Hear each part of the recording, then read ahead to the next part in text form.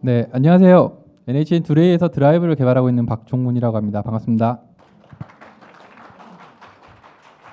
네, 본 세션에서는 델타 인코딩 적용을 통한 두레이 드라이브의 업로드 다운로드 성능 향상기에 대해서 발표를 드리도록 하겠습니다. 네, 오늘 다룰 내용은 먼저 두레이와 두레이 드라이브 서비스, 그리고 두레이 드라이브 서비스에 어떤 문제가 있었고, 문제라기보다는 어떤 성능 향상을 위한 포인트가 있었고요. 그거를 개선하는 전략에 대해서 설명을 드리고, 실제 드라이브 서비스에 적용을 하면서 발생했던, 그리고 적용하면서 고민했던 내용들을 같이 공유하는 시간을 가지도록 하겠습니다. 먼저 두레이와 드라이브 서비스를 소개를 드리도록 하겠습니다. 네, 혹시 두레이라고 혹시 들어보셨을까요? 네, 두레이는 올인원 협업 도구로서요. 보시는 것처럼 화상회의나 메신저 메일, 그리고 업무 프로젝트, 드라이브, 위키 등 협업을 위한 다양한 서비스를 제공을 하고 있습니다. 윈도우나 맥, iOS 그리고 모바일 다양한 플랫폼을 제공을 하고 있고요. 현재 많은 고객사들이 유입되고 있고 성공적으로 지금 성장하고 있다고 개인적으로 생각하고 있습니다. 현재 그 협업 도구 도입을 혹시 고민하시거나 사용하고 계시는 협업 도구가 만족스럽지 않다면 두레이 무료 체험을 통해서 한번 체험해 볼 것을 추천드립니다. 네. 그래서 제가 맡고 있는 부분은 드라이브 서비스인데요. 드라이브 서비스는 온라인에서 쉽고 편리하게 자료를 공유하는 서비스입니다. 웹 브라우저나 모바일 환경에서 파일을 업로드, 다운로드 할 수 있고요. 나 혼자 사용할 수 있는 개인 드라이브나 혹은 여러 사용자가 공유해서 사용하는 프로젝트 드라이브를 제공하고 있습니다. 개인적인 용도로는 파일을 백업하는 데 사용할 수 있고요. 그리고 업무용으로 팀원들과 이렇게 파일을 공유하는 혹은 흩어져 있는 프로젝트별 산출물을 프로젝트 드라이브 한 곳에 모아서 체계적으로 관리를 할 수 있습니다. 네, 그리고 두레이 드라이브 서비스에서는요, 그 단일 파일 크기가 최대 10기가까지 지원이 되고 있고요. 그리고 업로드되는 모든 파일은 암호화돼서 안전하게 보관되고 있습니다. 네, 이외에도 오피스 파일에 대해서 실시간 공동 편집을 웹 브라우저 지원을 하고 있는데요. 이 기능을 통해서 업무 효율을 많이 향상시킬 수 있었습니다. 그리고 개인적으로는 자료를 취합하는 용도로 많이 사용을 하고 있습니다. 그리고 파일 버전 관리를 지원하고 있었어요. 이전 상태로 자유롭게 되돌릴 수 있고, 그 히스토리를 통해서 누가 언제 파일을 수정했는지 바로 확인 가능한 장점이 있습니다.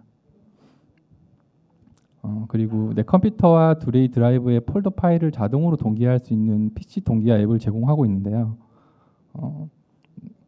동기화 앱은 아시다시피 매번 업로드 다운로드 하지 않아도 항상 내 PC의 파일을 최신으로 유지해 줄 수 있는 편리한 기능입니다. 그래서 최근 이 동기화 앱을 사용하는 사용자가 꾸준히 증가하고 있는 추세입니다.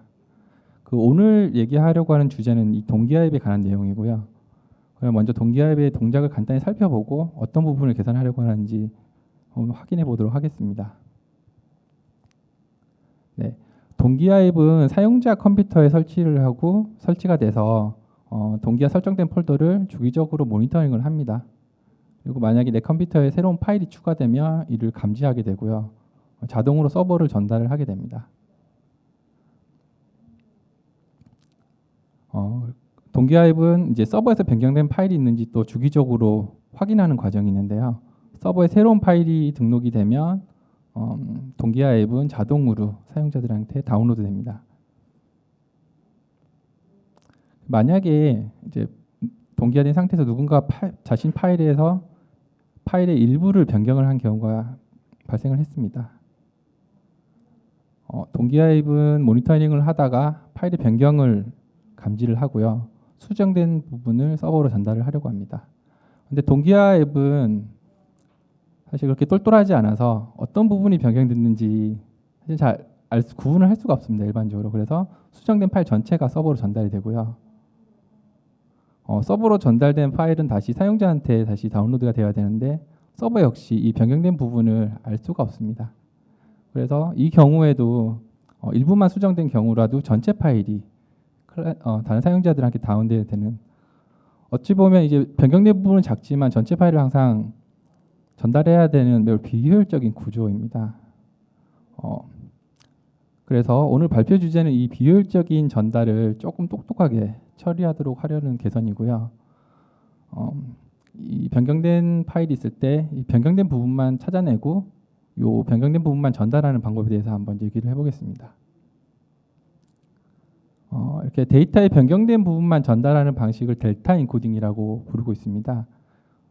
이미 다양한 서비스에서 지원을 하고 있고요.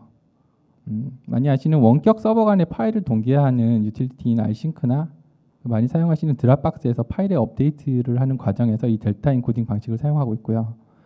구글 플레이에서도 그 APK 파일을 업데이트하는 부분에서 이 델타 인코딩을 사용하고 있습니다. 두레이 드라이브 동기화 앱에서도 파일을 동기화할 때 업데이트되는 과정에서 데이터 전달을 최소화하기 위해서 이 델타 인코딩을 적용을 했습니다. 자, 그럼 우선 델타 인코딩의 개념을 좀 살펴보고 진행을 하도록 하겠습니다. 그 델타 인코딩에서는 변경된 부분을 전달하기 위해서 비교하는 과정이 필요합니다. 그래서 비교를 하기 위해서는 비교한 대상이 필요한데요. 이미 변경이 되어버렸다면 그 이전 상태를 알 수 없기 때문에 비교를 하기 위해서는 원본 데이터를 혹은 비교 대상을 전달받아야 됩니다. 쉽게 생각해서 파일이 변경됐을 때 이제 비교 대상을 전달받아야 되는데 만약에 전체 파일을 그대로 전달받는다면 그 파일을 전달받는 시간이 있기 때문에 그 부분을 고려하면 차라리 변경된 부분을 그대로 전달하는 게 더 나을 수 있습니다. 그래서 델타 인코딩에서는 원본 파일을 이용해서 비교를 하지 않고요. 원본 파일보다 훨씬 작은 파일로 비교하는 방법을 사용합니다. 우선 파일을 일정한 크기로의 블럭으로 자르게 되고요. 그리고 각 블럭의 체크섬을 계산을 합니다. 그리고 그렇게 계산된 체크섬 블럭을 이용해서 비교하는데요. 이 체크섬 블럭을 시그니처라고 부릅니다. 그리고 이 시그니처를 이용해서 바이트 단위의 비교가 아니고요. 계산된 해시값의 블럭 단위로 비교를 수행하게 됩니다. 그래서 시그니처를 이용하면 원본 전체를 다운받아서 비교할 필요 없이 훨씬 작은 크기의 파일을 가지고 블럭 단위 비교를 할 수 있게 됩니다. 이 시그니처 구성은요, 그 구현체마다 조금 차이가 있거든요. 그 알싱크 스타일 같은 경우에는 위크 해시와 스트롱 해시 두 개의 체크섬을 이용하고 비교를 하고요. 드랍박스 스타일은 스트롱 해시 한 개의 체크섬만을 사용합니다. 알싱크 스타일 경우에 해시를 두 개를 사용하는데요. 그러면은 공간을 조금 더 차지하게 되고 계산이 조금 더 많아지지 않나라고 생각하지만 이 위크 해시 자체가 스트롱 해시에 비해서 매우 간단하게 계산이 됩니다. 그래서 계산 비용이 매우 적고요. 스트롱 해시에 비해서 그 차지하는 공간도 그렇게 크지 않습니다. 매우 작은 형태이기 때문에 그리고 위크 해시 자체가 계산이 빠르기 때문에 파일이 다른 경우에 매우 빠르게 그 차이점을 계산할 수 있는 장점이 있습니다. 그래서 스트롱 해시만을 이용할 때보다는 훨씬 빠르게 비교할 수 있는 장점이 있습니다. 그래서 두레이 드라이버에서는 이 비교 성능이 좋은 알싱크 스타일의 시그니처를 사용을 했습니다.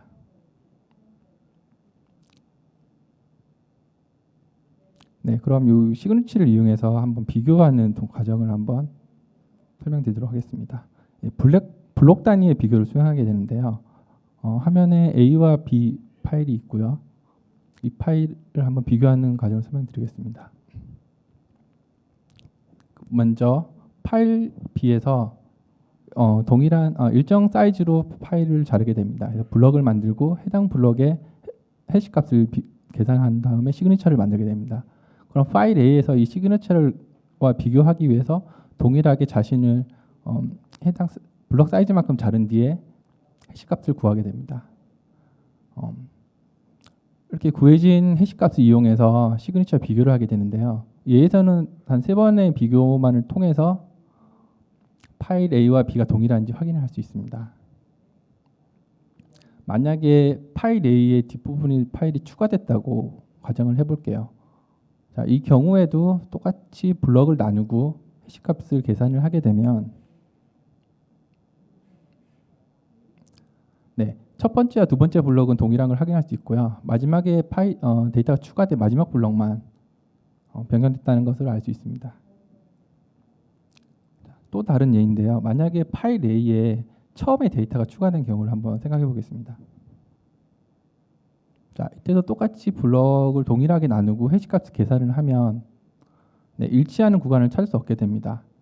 단순하게 블럭만 쪼개서 계산을 하게 되면 이 그림에 보이시는 케이스와 같이 데이터가 처음에 추가되는 경우에 그 모든 데이터들이 다 한 칸씩 이동하게 됩니다. 밀리기 때문에 그 블럭 구성이 모두 다르게 되거든요. 그래서 데이터가 하나만 추가됐지만 전체가 이제 다르다는 판단을 하게 됩니다. 그래서 델타 인코딩에서는 이런 케이스를 대응하기 위해서요, 롤링 해시 방법을 사용합니다. 롤링 해시는 이 슬라이딩 윈도우를 이용한 해시로요, 특정 블럭을 한 바이트씩 이동하면서 해시를 계산합니다. 그렇게 되면 앞에서 발생했던 그런 케이스를 빠짐없이 전부 훑고 지나가서 비교를 할 수 있게 됩니다.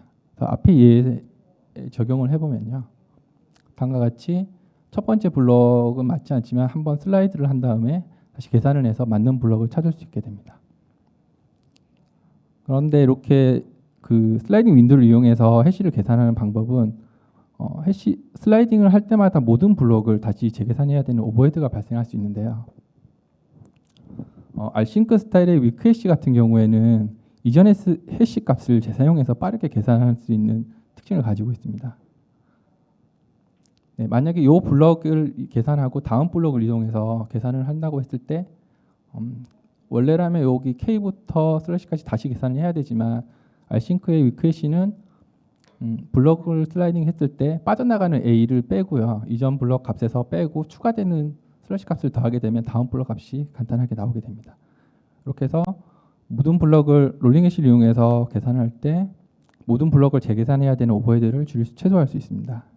그리고 실제 비교에서 이 블럭이 매치가 된다면 한 바이트 이동하는 것이 아니라 블럭 채로 뛰어넘기 때문에 그 비교의 수는 더 줄어들게 됩니다.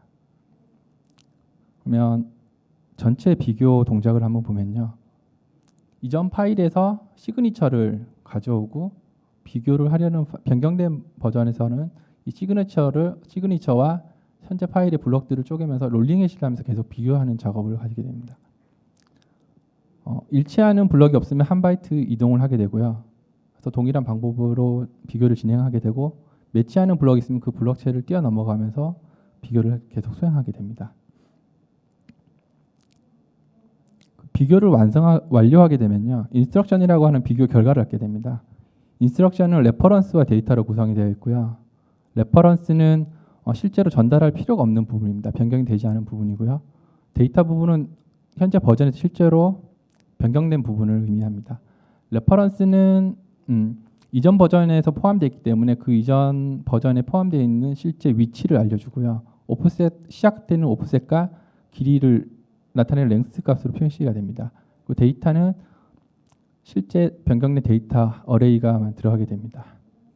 그러면 인스트럭션을 이용해서 파일을 업데이트하는 동작을 한번 살펴보도록 하겠습니다. 네, 인스트럭션을 전달받은 쪽에서는요, 그 인스트럭션을 이전 버전에 순차적으로 대입을 해서 파일 업데이트를 완성하게 됩니다. 먼저 새로운 빈 파일을 생성을 하고 레퍼런스 부분을 만나면 자신의 파일에서 해당 위치의 데이터를 추가하게 됩니다. 그리고 데이터 부분을 만나면 실제 데이터 부분에 포함되어 있는 바이트 어레이를 추가하게 됩니다. 처음부터 끝까지 인스트럭션을 실행하게 되면 이전 버전은 새로운 버전으로 업데이트 되게 됩니다. 자, 이렇게 델타 인코딩 전체 동작 방식을 살펴봤는데요. 그러면 간단한 예시를 통해서 델타 인코딩의 동작을 다시 한번 확인해 보도록 하겠습니다.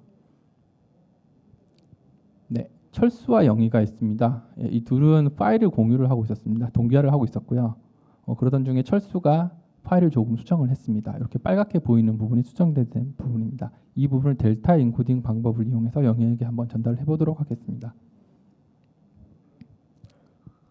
먼저 철수는 변경이 되었기 때문에 비교할 대상이 필요합니다. 그래서 영희에게 시그니처 요청을 하게 됩니다. 네, 영희는 자신의 현재 가지고 있는 파일에서 시그니처를 생성을 합니다. 얘에서는 블럭 사이즈를 2로 해서 시그니처를 만들었고요, 위크 해시와 스트롱 해시를 계산한 뒤 그 시그니처를 철수에게 전달을 하게 됩니다.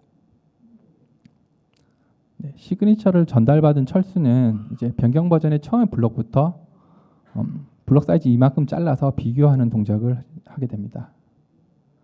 네, 먼저 처음에 블럭 1과 2에서 위크해시 값을 구한 뒤에 시그니처에서 값이 있는지 확인을 합니다. 네, 운 좋게 시그니처에서 값을 찾았고요. 그러면 실제로 이게 동일한 값인지 한 번 더 스트롱 해시를 이용해서 비교하는 작업을 하게 됩니다. 스트롱 해시를 구하고, 네, 철수가 가지고 있는 첫 번째 블럭은 시그니처에 포함되어 있기 때문에 변경된 부분이 아님을 판단합니다. 네, 매치하는 블럭을 찾았기 때문에 한 바이트 이동하지 않고 블럭체로 이동을 하게 됩니다. 네, 그때 이제 이 부분은 이미 변경된 부분이 아니기 때문에 인스트럭션에 레퍼런스 타입으로 추가를 합니다. 레퍼런스 타입의 옵셋은 시그니처의 첫 번째에서 찾기 때문에 옵셋이 0이고 블럭 사이즈가 2이기 때문에 랭스를 2로 기록을 하게 됩니다. 블럭을 뛰어넘고 다음 블럭을 계산을 하게 됩니다. 다음 블럭 2와 4에 대해서 동일하게 위크 해시를 먼저 계산을 합니다.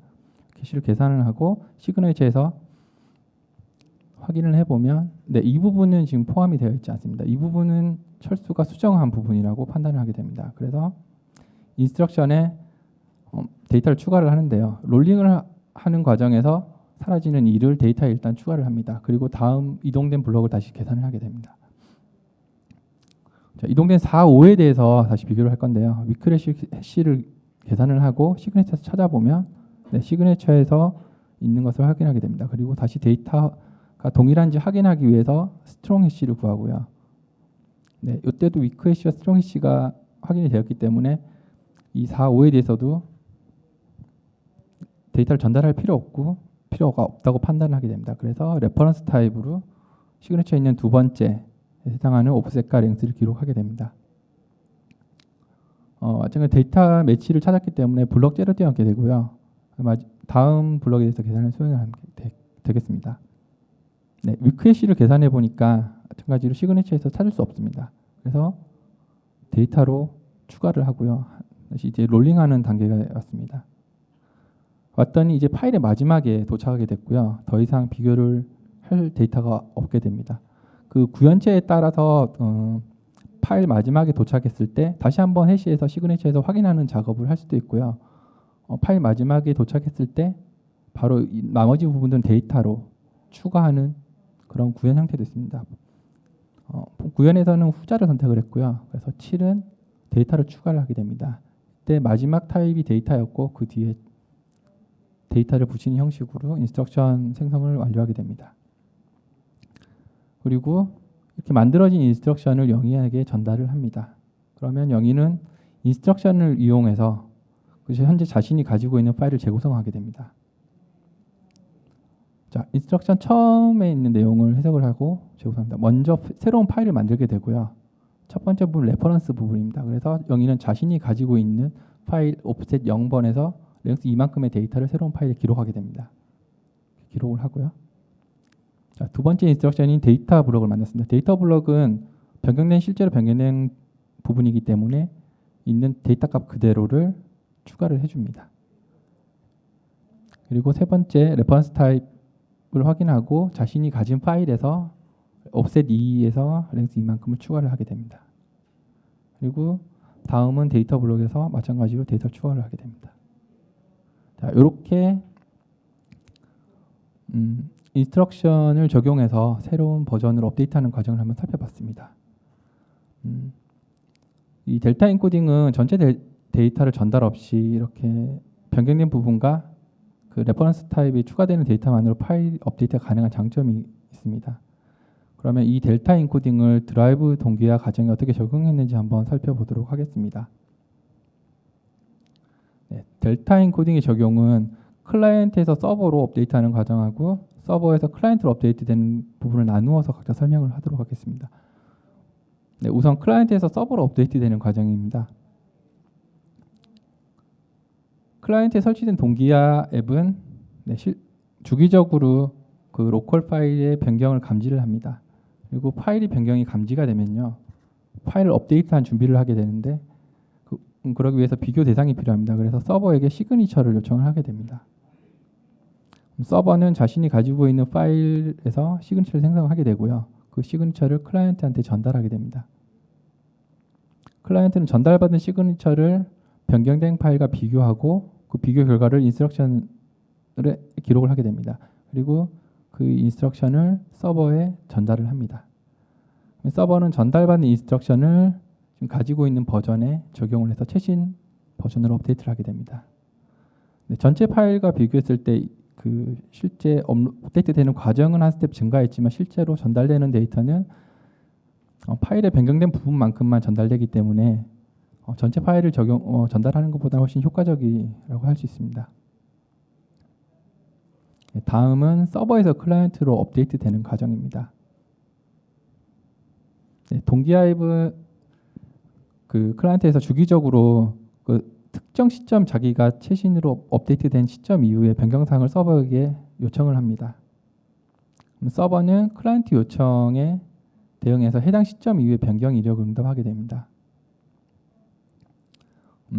클라이언트는 이제 변경 이력을 확인해서 업데이트가 필요한 파일을 확인하게 되는데요. 확인된 파일에 그 시그니처를 생성한 뒤에 서버에 전달을 합니다. 그리고 그 시그니처와 비교를 해서 서버에게 변경된 부분을 달라고 요청을 하게 됩니다. 서버는 전달받은 시그니처와 서버의 최신 버전을 비교를 하게 되고요. 그리고 그 결과로 인스트럭션을 생성하고 클라이언트로 전달을 하게 됩니다. 네, 클라이언트는 전달받은 인스트럭션을 그 현재 파일에 적용해서 최신 파일로 업데이트를 하게 됩니다. 네, 마찬가지로 스텝은 늘었지만 실제 전달되는 데이터는 작아지는 되는 것을 확인할 수 있습니다. 네, 여기까지 이제 실제 서비스에 적용되는 델타 엔코딩 내용에 대한 설명이었고요. 다음은 실제 드라이브 서비스에 적용하면서 나타났던 이슈들 몇 가지 그리고 어떤 고민했던 내용들을 한번 공유하도록 하겠습니다. 네, 다음과 같은 내용들이 있는데요. 우선 그 델타 엔코딩을 적용하면서 발생했던 그 성능 이슈에 대해서 먼저 한번 소개해드리도록 하겠습니다. 네, 우선 클라이언트에서 서버로 업데이트 적용 과정에서 성능 저하 구간이 있었는데요. 바로 그 클라이언트에서 시그니처를 요청했을 때 서버에서 그 시그니처를 생성하는 부분이었습니다. 그 시그니처는 원본 파일을 전부 읽은 후에 생성을 할 수가 있거든요. 그래서 파일이 크면 클수록 그 응답 시간이 길어지는 단점이 있었습니다. 그리고 매 요청마다 시그니처를 생성을 해야 되는 부담이 있거든요. 근데 이 부분은 이제 한번 생성하고 캐시를 하게 되면 이 부분을 줄일 수 있습니다. 그래서 두레이 드라이브에서는 시그니처를 미리 생성하고 요청 시에 응답하는 방법을 적용을 했는데요. 그림과 같이 시그니처 생성을 시그니처 요청 시점이 아니라 파일이 업로드나 업데이트되는 시점에 만들게 됩니다. 두레이 드라이브에서는 스트림으로 업로드와 업데이트를 처리하게 되는데요. 이 과정에서 전체 스트림을 읽게 되거든요. 그래서 이걸 저장과 동시에 파이프를 이용해서 시그니처를 생성하고 있습니다. 파일 업로드나 업데이트 완료 시간이 조금 더 지연될 수 있는데요. 드라이브 서비스 특성상 CPU 사용이 그렇게 많지 않습니다. 그래서 실제로 응답되는 시간 차이는 그렇게 크진 않습니다. 이렇게 시그니처를 미리 생성해 두었기 때문에 시그니처 요청이 왔을 때 즉각적으로 응답할 수 있게 되었습니다. 네, 다음 성능 개선 포인트는요. 서버에서 클라이언트로 이제 파일을 업데이트하는 과정인데요. 파일 업데이트가 필요한 클라이언트들이 인스트럭션을 요청을 할 때 서버는 매번 전달받은 시그니처를 이용해서 비교를 해야 됩니다. 그 비교하는 비용이 매우 비싼데요. 그래서 이 과정을 해결하기 위해서 서버가 업데이트 될 때 클라이언트로부터 전달받은 그 인스트럭션을 적용하고 버리지 않고 그거를 저장해서 사용하도록 했습니다. 그러면 서버는 업데이트 될 때 이전 버전에서 적용했던 인스트럭션을 가지고 있기 때문에요. 이후에 업데이트가 필요한 클라이언트 요청이 왔을 때 그 비교하고 생성하는 부분을 생략할 수 있습니다. 그래서 저장되어 있는 인스트럭션을 즉시 전달할 수 있고요. 그 동기화의 특성상 한 번 업데이트가 되면 그 업데이트된 파일이 많은 사용자들한테 반영이 되는데요. 이때 이 저장된 인스트럭션을 바로 응답할 수 있기 때문에 성능 향상 측면에서 제일 큰 부분을 가졌던 부분입니다. 이렇게 델타 엔코딩을 적용하면서 발생했던 성능 이슈 몇 가지를 살펴봤고요. 그러면 실제로 이 델타 엔코딩을 적용하면서 정말 좋아졌을까라고 라고 스스로 한번 자문하게 됐습니다. 네. 그 질문의 답은 절반은 맞고 절반은 아니다. 차이가 없다였습니다. 왜냐하면 그 동기화 앱의 업데이트 성능은 이게 변경 범위에 따라 달라지고 전체 파일을 전달한 것보다 훨씬 성능이 좋은 장점이 있습니다. 하지만 이는 동기화 앱을 사용했을 때만 적용되는 부분이었고요. 델타 인코딩을 사용하지 않는 브라우저나 모바일 앱에서는 이런 성능 상상을 기대하기 어려웠습니다. 그래서 이런 모바일 앱이나 브라우저에서도 이 델타 인코딩을 사용할 수 있는 방법이 없을까라는 고민을 좀 하게 되었습니다. 네. 다음으로는 이 델타 인코딩을 적용하고 나서 실제로 이 시그니처를 항상 파일이 업로드나 업데이트할 때 저장을 해야 되는데요. 저장 공간을 추가적으로 사용을 하게 됐습니다. 시그니처를 생성하는 시간 자체는 이제 해시의 알고리즘에 따라 조금 다를 수 있는데 업로드 업데이트 되는 시간에 비해서는 조금 작은 값이기 때문에 무시할 정도로 작은 값이기 때문에 무시를 하게 되었고요. 그래서 저희는 이 시간보다는 저장 공간, 시그니처를 저장하는 공간에 조금 줄일 수 있는 방향으로 고민을 하게 됐습니다. 그 최신 버전의 알싱크에 따르면요, 블럭 크기를 700바이트에서 한 130K 바이트 정도로 설정을 하고 있습니다. 그리고 파일이 한 490KB 보다 작은 경우에는 700바이트로 블럭 사이즈를 고정을 하고요. 그 이상이 되는 경우에는 원래 파일 크기를 제곱근으로 블럭 사이즈를 설정을 하게 됩니다. 보시는 화면은 파일 크기에 따른 시그니처의 크기를 보여주고 있는데요. 1MB 파일일 때 약 37KB 정도 시그니처 크기가 되고요. 그리고 10MB일 때는 약 117KB 정도. 그리고 저희 두레이 드라이브 서비스에서 지원하는 최대 파일 크기인 10기가에서는 3.7MB 정도 시그니처를 차지하게 돼서요. 이거는 이제 원본 파일 대비했을 때 만족할 만한 수준이었습니다. 그래서 드라이브 서비스에도 동일하게 적용을 하고 있습니다. 네, 이렇게 몇 가지 고민했던 부분을 공유해 드렸고요. 앞으로의 추가 계획에 대한 내용인데 현재는 동기화 앱에만 적용되어 있기 때문에 이 부분을 조금 더 확장할 수 없을까라는 고민을 좀 하게 됐습니다. 그래서 그 중에서도 이 델타 인코딩이 부분 업데이트가 많은 곳에서 사용됐을 때 그 성능 향상을 좀 기대해 볼 수 있거든요. 드라이브 서비스 중에서는 아까 말씀드렸던 공동 편집 부분이 있습니다. 그 공동 편집은 특성상 여러 사용자가 특정된 일부분만을 편집하는 경우가 빈번한데요. 이러한 부분에 델타 인코딩을 적용하면 업데이트가 잦은 공동 편집의 경우에 효과가 좀 클 것으로 기대를 하고 있습니다. 그리고 두레이의 위키 서비스가 있는데요. 두레이 위키 서비스는 사내 기술 문서를 공유할 때나 혹은 대외 매뉴얼 공개용으로도 많이 사용되고 있는데 그만큼 편집 빈도가 꽤 있는 서비스들입니다. 그만큼 업데이트가 많아질 수 있는데요. 이때도 델타 인코딩을 적용하면 그 효과를 좀 많이 볼 수 있을 것으로 생각됩니다. 그 이외에도 업데이트가 발생하는 모든 서비스에 적용이 가능한데요. 적용 유무는 서비스 특징에 따라서 판단할 수 있을 것 같습니다. 네. 지금까지 델타 인코딩을 통한 드라이브 서비스의 성능 향상기에 대한 내용이었는데요. 오늘 발표가 이제 여러분들이 운영하시는 서비스에 적용을 해서 도움이 될 수 있는 내용이었으면 하면서 마무리를 하겠습니다. 네. 네. 그리고 죄송합니다. 그리고 마무리하기 전에 두레이 현재 지금 채용이 열려 있습니다. 네, 채용 관련해서 궁금하신 내용들은 다음 메일 주시면 답변을 꼭 드리도록 하겠습니다. 네, 고맙습니다. 이상으로 발표 마치도록 하겠습니다. 네, 질문이 있으시면 질문 부탁드리겠습니다.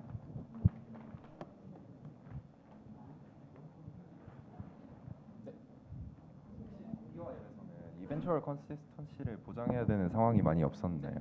그러니까 이제 콜라보레이티브 에디팅 상황이나 이런 데서는 그 델타 인코딩을 많이 사용을 하게 되면은 이제 이벤츄얼 컨시스턴시 결과적으로 이제 여러 사용자가 동시에 같은 구간에 이제 편집하거나 했을 때 콜리전 컨트롤을 해주게 되는 그 관련해서 그 여러 가지 방법론들이 있는 걸로 알고 있는데 동기화 앱에서는 혹시 그런 거에 대한 고민은 없었는지 궁금합니다. 네, 컴플릿 관련해서 질문 주신 걸까요? 네.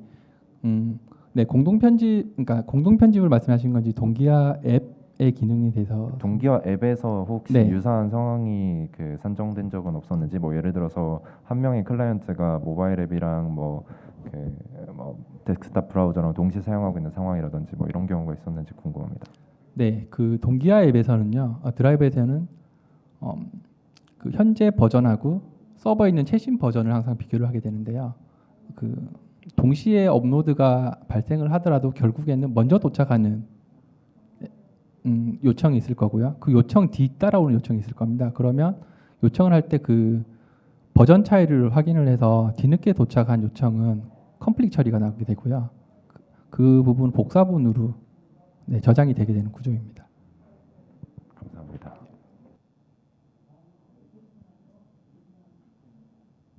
네, 질문이 없으면 이상으로 발표를 마치도록 하겠습니다. 네, 고맙습니다.